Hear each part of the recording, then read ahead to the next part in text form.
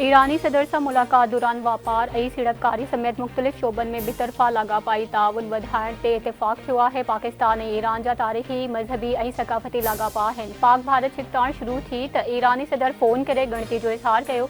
पाकिस्तानी अवाम लाइ जज़्बनि ऐं अहसासनि ते डॉक्टर मसूद पिज़ेशकियान जा थोरा इताहियूं। ईरान खे ॿियो घर सम्झूं था। दौरे दौरान दिली सुकून मिलियो आहे। वज़ीर आज़म शहबाज शरीफ़ जी ईरानी सदर मसूद पिज़ेशकियान सां गॾु न्यूज़ कॉन्फ्रेंस। ईरानी सदर मसूद पिज़ेशकियान जो चवणु आहे त वज़ीर आज़म शहबाज शरीफ़ खे ईरान पहुचण ते भली कार चऊं था। ॿिन्ही मुल्कनि विच में सियासत, मईशियत ऐं आलमी लाॻापनि समेत मुख़्तलिफ़ शोबनि में ताउन ते ॻाल्हियूं थियूं आहिनि। पाकिस्तान बिरादर मुल्क आहे। ॿिन्ही मुल्कनि जा ॾहाकनि ते ॿधल सक़ाफ़ती ऐं तारीख़ी लाॻापा आहिनि। OIC जे प्लेटफॉर्म ते ॿिन्ही मुल्कनि जो मौक़िफ़ साॻियो आहे। पाकिस्तान ख़िलाफ़ साज़िशूं थींदियूं रहियूं आहिनि। प्रॉक्सीज़ खे मुतहरिक कयो वियो आहे। मोरे वारे वाक़े में कुझु परॾेही मुलविस हुआ। बंदिश पियल तंज़ीम जसमम जे सरबराह मुल्क खां ॿाहिरि वेही मोरे में एहतजाज जो सॾु ॾिनो, जंहिं दौरान शिरपसंदनि पुलिस ते पथराव ऐं फायरिंग करे सिंध जे घरू वज़ीर ज़ियाउल हसन अंजार जे घर खे साड़ियो वियो। घरू वज़ीर जे घर ते हमलो कंदड़नि में कुझु गैर मुल्की हथियारबंद बि हुआ। पुरतशद्दुद एहतजाज दौरान फायरिंग ऐं भंडरा में ॿ ॼणा मारिजी विया। 8 पुलिस एहलकार ऐं 2 शहरी ज़ख़्मी बि थिया। सिंध जे सीनियर सूबाई वज़ीर शुरजुल इनाम मेमण जी प्रेस कॉन्फ्रेंस। सीनियर सूबाई वज़ीर जो चवणु आहे सोशल मीडिया ते कूड़ो मौक़िफ़ इख्तियार कयो वियो त पुलिस लाश न ॾिनो। अदालती हुकुम मूजिब वारस लाश वसूल न कनि त उन खे दफ़नाए सघिजे थो। क़ौम परस्त जमायतुनि में कुझु सुठा माण्हू बि आहिनि। न्याज़ कालाड़ी जसमम जे माण्हुनि खे चयो त संदन सियासत जो तरीक़ो ख़ान मुख़्तलिफ़ आहे। गॾिजी नथा सघूं। अयाज़ लतीफ़ अली जो जी सियासत ते बि कंहिंखे बि एतिराज़ नाहे। डॉक्टर कादिर मक्सी तजुर्बेकार सियासतदान आहे। हुन सोशल मीडिया जी ख़बरुनि ते एहतजाज जो सॾु ॾिनो हूंदो। गुज़ारिश आहे त एहतजाज जो सॾु वापसि वरितो वञे। बिलावल भुट्टो ज़रदारी अवामी मैंडेट सां मुल्क जो ईंदड़ नौजवान वज़ीर आज़म बणिजंदो। पाक भारत छिकताड़ में पीपल्स पार्टी समेत समूरियूं सियासी जमायतूं पंहिंजी फ़ौज सां कुल्हो कुल्हे में मिलाए बीठल रहियूं। जंग में भारत खे शिकस्त नसीब थी। सदर आसिफ अली ज़रदारी जो लाहौर में गवर्नर पंजाब सलीम हैदर जी क़यादत में PP वफ़द सां मुलाक़ात दौरान ॻाल्हियूं। सदर चयो त पीपल्स पार्टी हमेशह मुल्क ऐं जमहूरियत ख़ातिर क़ुर्बानियूं ॾिनियूं। PP पंजाब में मुतहरिक ऐं फ़ाल थी वई आहे।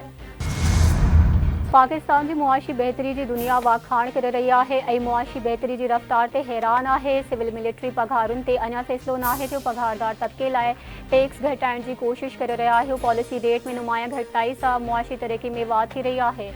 FBR में डिजिटलाइज़ेशन जो कमु जारी आहे। पाकिस्तान माइक्रो इकोनॉमिक इस्तेहकाम तरफ़ वधी रहियो आहे। नाणे वारे वज़ीर मोहम्मद औरंगज़ेब जो इस्लामाबाद में तक़रीब खे ख़िताब संदो चवणु आहे त हुकूमत डिघे मुदे वारनि मनसूबनि ते कमु करे रही आहे। 24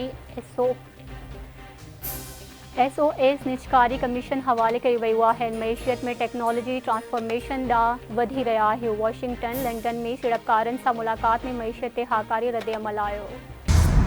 पाकिस्तान ग्रेट गेम जो मैदान जंग बणियल आहे। मोरे वारो वाक़ियो अफ़सोसनाक आहे। उन जी मुकमल जांच थियणु घुरिजे। इन खां अॻु सूरिया बादशाह ऐं शहीद ज़ुल्फ़कार अली भुट्टो जो लाश बि वारसनि खे न ॾिनो वियो हो। तालीम वारे सूबाई वज़ीर सरदार शाह जो सिंधी लैंग्वेज अथॉरिटी पारां कराची में मुनक़िद 3 आलमी सिंधी ॿोली कॉन्फ्रेंस में ख़िताब संदसि चवणु आहे त सिंध जे 18,000 ख़ानगी तालीमी इदारनि में पढ़ंदड़ 42 लख ॿारनि खे सिंधी ॿोली सेखारण लाइ 13,000 सिख्या वरितल उस्ताद घुरिजनि। इन लाइ शहरियुनि खे बि किरदारु अदा करणो पवंदो। सिंधी ॿोली खे क़ौमी ॿोली करार ॾियण लाइ पहिरियां चइनी सूबनि जी हिकु ॿोली खे क़ौमी ॿोली जो दर्जो ॾियारियो वञे। इन खां पोइ ॻाल्हि अॻिते वधंदी। बांग्लादेश सां जेको वर्ताउ इख्तियार कयो वियो उन ते ॾुख आहे। असीं त अॼु बि उन सूरत हाल में आहियूं। मुतालबा करियूं था त सिंधी खे क़ौमी ॿोली जो दर्जो करार ॾिनो वञे। सरदार शाह चयो त सिंध जे तालीम खाते में 85,000 उस्ताद मेरिट ते भर्ती कया। को बि चवे त सिफ़ारिश या पैसनि ते भर्तियूं थियूं आहिनि त उहिदे तां इस्तीफ़ा ॾेई छॾींदुसि। सिंधी ॿोली अथॉरिटी पारां कराची में 3 आलमी सिंधी ॿोली कॉन्फ्रेंस सिंधी ॿोली सिंधू लिखत ऐं मादरी ॿोलियुनि जा समाजी सक़ाफ़ती रुख जे उनवान हेठ कॉन्फ्रेंस में बांग्लादेश, इंडोनेशिया समेत ॿियनि मुल्कनि ऐं पाकिस्तान जे मुख़्तलिफ़ इलाइक़नि मां इंडस स्क्रिप्ट जा माहिर ऐं स्कॉलर्स शरीक। इफ़्तिताही तक़रीब में सूबाई वज़ीर ज़ुल्फ़कार शाह, सरदार अली शाह, सेनेटर पूंजो भील समेत वॾे अंग में लेखक अदीब ऐं दानिश्वर शरीक। सिंधी लैंग्वेज अथॉरिटी जो चेयरमैन डॉक्टर इसाक़ समेजे जो चवणु आहे त कॉन्फ्रेंस जो मक़सदु सिंधी ॿोली जी क़दीम सिंधू लिखत जी बाद जा रस्ता ॻोल्हणु आहे। कॉन्फ्रेंस 2 ॾींहंनि ताईं जारी रहंदी। अॼु शाम जो सिंधी ॿोली बाबति स्टेज नाटक बि पेश कयो वेंदो। सिंधी ॿोली अथॉरिटी पारां छपरायल 14 किताबनि मां 8 किताबनि जो महूरत बि कयो वियो। सिंध जे वॾे वज़ीर सैयद मुराद अली शाह सां मवासिलात वारे वफ़ाक़ी वज़ीर अलीम ख़ान जी आला सतही वफ़द सां गॾु मुलाक़ात। M6 Hyderabad Sukkur motorway, national highway, Jamshoro Sehwan road, Lyari expressway ऐं ॿियनि मामलनि ते तफ़सीली ॻाल्हि ॿोल इजलास में M10 new Karachi Hyderabad motorway जे मंसूबे ते बि ख़यालनि जी ॾे वठि। मंसूबो ICI पुल KPT गुलबाए ऐं हक चौकी खां सीधी रीत हैदराबाद ताईं वेंदो। इजलास में M10 मंसूबे जी मुकम्मल प्लानिंग करण जो फ़ैसिलो। वॾी वज़ीर सैयद मुराद अली शाह जो चवणु आहे त M6 हैदराबाद सिखर मोटरवे कराची खां पेशावर ऐं लाहौर ताईं मोटरवे जो तसलसुल आहे। जेसीं ताईं कराची पोर्ट मुल्क जे ॿियनि हिसनि सां न जुड़ंदो मक़सदु पूरो न थींदो। केतिरा ई मोटरवेज़ ठही विया पर M6 अञा ताईं मुकम्मल न थी सघियो। असां बुर्ज फाइनेंसिंग ज़रिए 40 खां 50 अरब रुपया फ़राहम करे सघूं था। M6 ते बिना देर कम जी शुरूआत चाहियूं था। वफ़ाक़ी वज़ीर अलीम ख़ान जो चवणु आहे त कराची पोर्ट सां मोटरवेज़ जो राब्तो लाज़मी आहे। ॿी सूरत में ॿिया मनसूबा अणपूरा रहिजी वेंदा। M6 खे 5 सेक्शन्स में विरहायो वियो आहे। 3 सेक्शन्स जी फंडिंग मुकम्मल थी, बाक़ी ॿियनि ते कमु जारी आहे।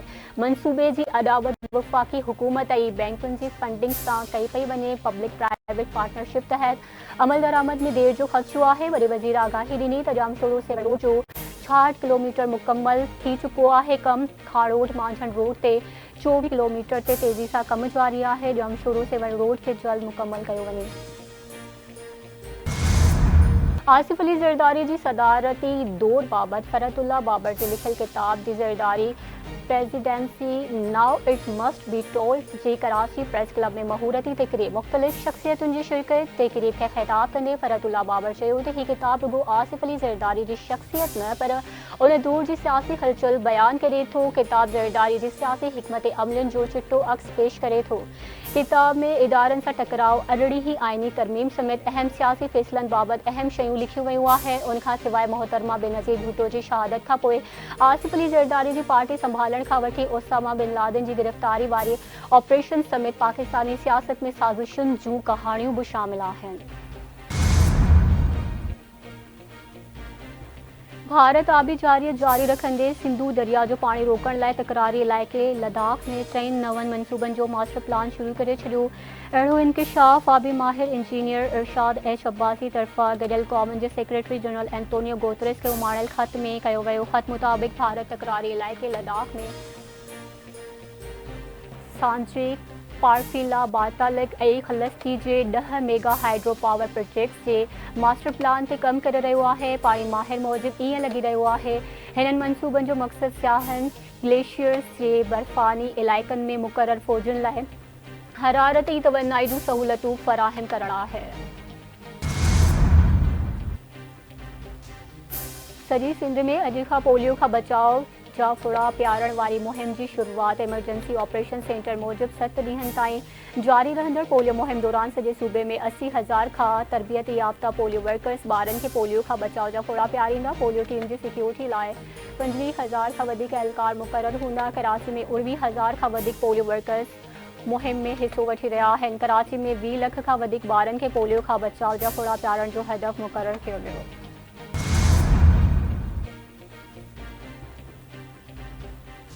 पोलियो खां बचाव वारी क़ौमी मुहिम जो हिसो बणिबो ऐं पोलियो खां पाक मुस्तक़बिल लाइ पंहिंजो किरदारु अदा कयो।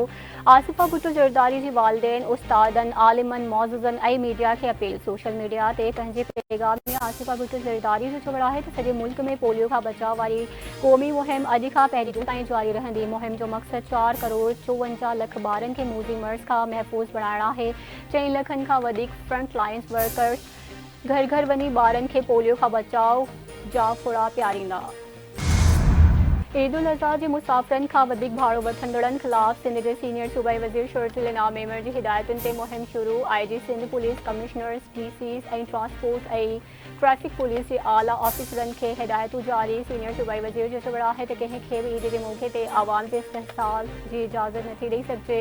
कुझु ट्रांसपोर्टर्स भाड़नि में मनपसंद इज़ाफ़ो करे छॾींदा आहिनि जेको आम शहरियुनि ते ॿार ऐं बर्दाश्त जोॻो नाहे।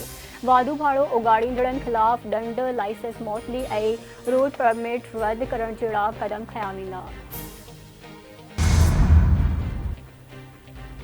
ऐं हलंदड़ हफ़्ते मुल्क जे मुख़्तलिफ़ हिस्सनि में आंधारी गजगोड़ सां बरसात जी अॻकथी मौसमियात खाते मूजिबि ओलहंदी हवाउनि जो सिलसिलो 28 मई खां मुल्क में दाख़िल थी सघे थो। 27 खां 31 मई ताईं मुल्क जे मथान इलाइक़नि में गड़े सां बरसात जो इम्कान आहे। सुभाणे खां 3 मई ताईं बदीन, छटे, हैदराबाद, उमरकोट ऐं थरपारकर में गजगोड़ सां बरसात जो इम्कान आहे।